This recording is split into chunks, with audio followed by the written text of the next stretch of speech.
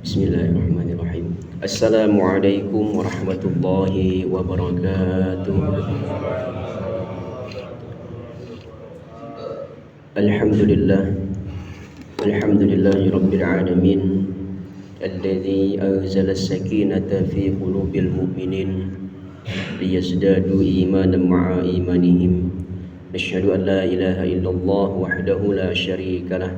ونشهد أن محمدا عبده ورسوله لا نبي ولا رسوله بعده اللهم صل وسلم وزد وأنعم على عبدك ورسولك نبينا ومولانا سيدنا محمد أشرف الأنبياء والمرسلين وعلى آله وأصحابه أجمعين أما بعد.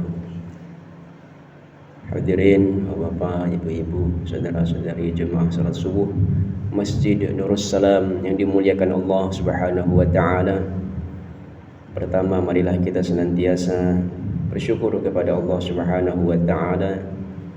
Bersyukur dengan hati kita, yakni menyadari bahwa semua nikmat yang kita terima di dunia ini yaitu adalah dari Allah Subhanahu wa taala.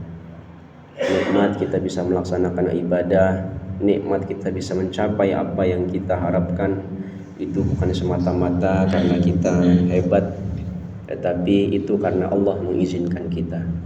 Itulah bersyukur dengan hati, yaitu menyadari bahwa nikmat yang kita miliki, yang kita terima, itu adalah dari Allah Subhanahu wa ta'ala, bukan semata atas kehebatan kita atau usaha kita.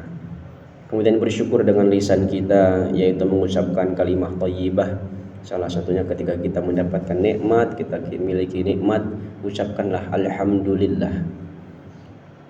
Kemudian bersyukur dengan perbuatan, yaitu menggunakan nikmat itu dalam rangka untuk beribadah kepada Allah Subhanahu wa taala.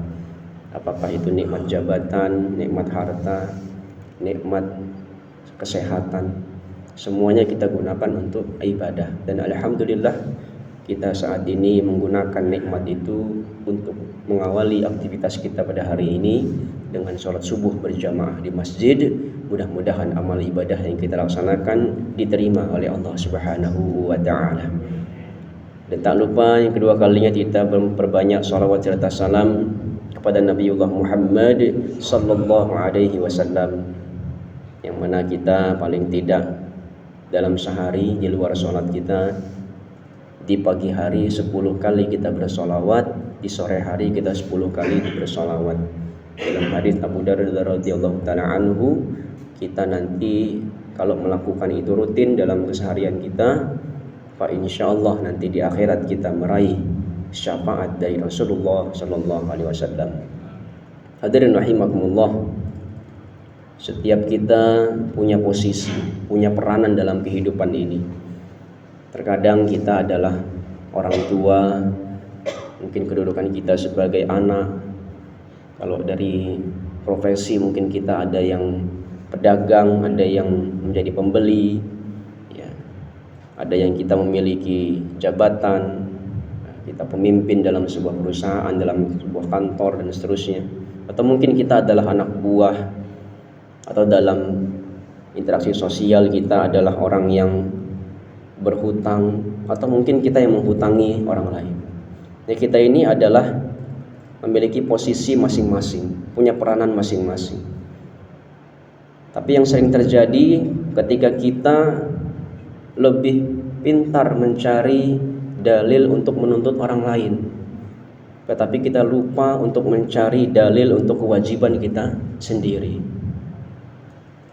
Yang pertama, kalau kita orang tua, maka kita sadari bahwa Allah Subhanahu wa ta'ala menegur kita dalam Quran surat At-Tahrim ayat 6. A'udzubillahi minasyaitonir rajim. Ya ayyuhalladzina amanu qu anfusakum wa ahlikum nar.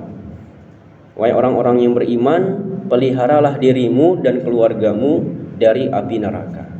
Artinya, kalau kita adalah orang tua, fokuslah kita mendidik anak dengan akhlak yang mulia. Jangan hanya kita menuntut anak hormat, berbakti kepada kita, tetapi kita tidak memberikan teladan yang baik kepada anak kita. Ya. Kalau kita seorang anak, maka ada di dalam surat Al-Isra ayat 23, wabil walidaini ihsana. Kita diperintahkan untuk berbuat baik kepada orang tua. Artinya kalau kita anak, jangan sibuk kita menuntut orang tua seperti apa mendidik kita, sementara kita sendiri ya melawan orang tua, kasar kepada orang tua, membantah, malas membantunya. Maka ini sebuah miss di dalam memahami dalil itu. Kita pengen orang tua kita seperti ini, tapi kita sebagai anak tidak berbakti kepada orang tua. Orang tua kita sudah menyekolahkan kita, menguliahkan kita, membiayai kita, tetapi kita sebagai anak malah tidak mau berbakti kepada orang tua. Maka ini salah. Kalau kita orang tua, jadilah orang tua yang sudah berusaha memelihara keluarga dengan kebaikan, dan itu Allah Subhanahu wa taala. Kalau kita anak, berusahalah menjadi anak yang berbakti kepada orang tua. Jadi kita tidak saling menuntut. Begitu pula kalau kita adalah pedagang misalnya. Ya. Dalam surat Al-A'raf ayat 85, fa'uful kaila wal mizana wala tabkhasun nasa asya'ahum.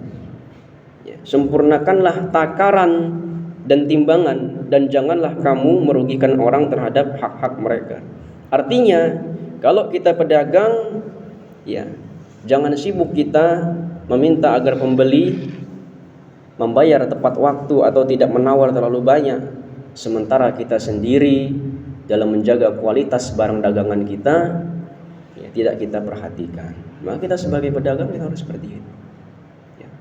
Pun begitu kita menjadi sebagai pembeli juga kita harus menjadi orang yang bijaksana dalam menawar dan seterusnya, sehingga ada keharmonisan di sana.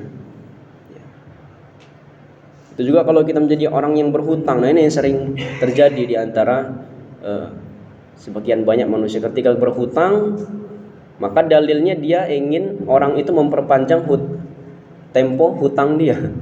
Sedangkan yang hutang pengen segera untuk dihutangi, bahkan ditambah. Padahal ketika kita berhutang, posisikan diri kita agar kita menjadi orang yang segera membayar hutang, bukan minta agar dipanjangkan waktunya. Kita berusaha sebagai mungkin ya. Kewajiban kita adalah membayar, bukan menuntut orang memperpanjang agar kita tidak membayarnya ya. Begitu pula ketika kita menghutangi ya. Wa in kana dzu usratin fanadhiratun ila maisarah ya. Jika orang berhutang dalam posisi dia kesulitan, maka berilah tangguh sampai dia lapang. Kita sebagai orang berhutang, ketika dia mungkin belum bisa, kita berikan kelapangan. Jadi luar biasa. Kalau kita sama-sama menggunakan dalil sesuai peran kita masing-masing, fa insyaallah kita menjadi, kehidupan kita ini akan tenang. Kehidupan kita akan harmonis seperti ini. Begitupun dengan kalau kita punya jabatan, atau mungkin kita posisinya sebagai anak buah, kita posisikan.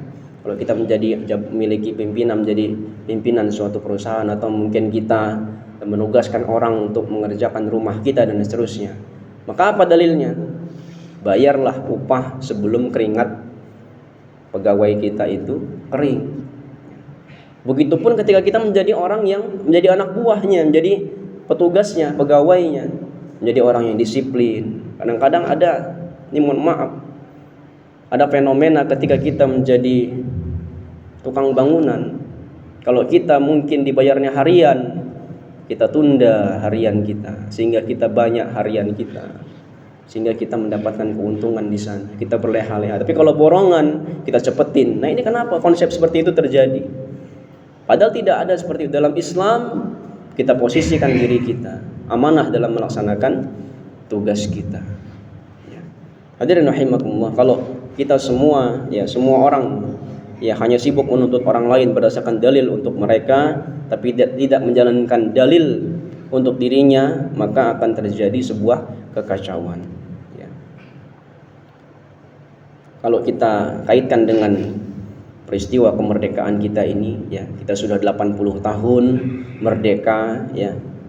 Yang mana 80 tahun yang lalu para pahlawan kita memerdekakan negara kita ini karena mereka masing-masing menjalankan perannya masing-masing ya. Pemimpin luar biasa, dia menjalankan pemimpinannya, rakyat dia menjalankan bagaimana dia menjadi rakyat seperti itu. Ya.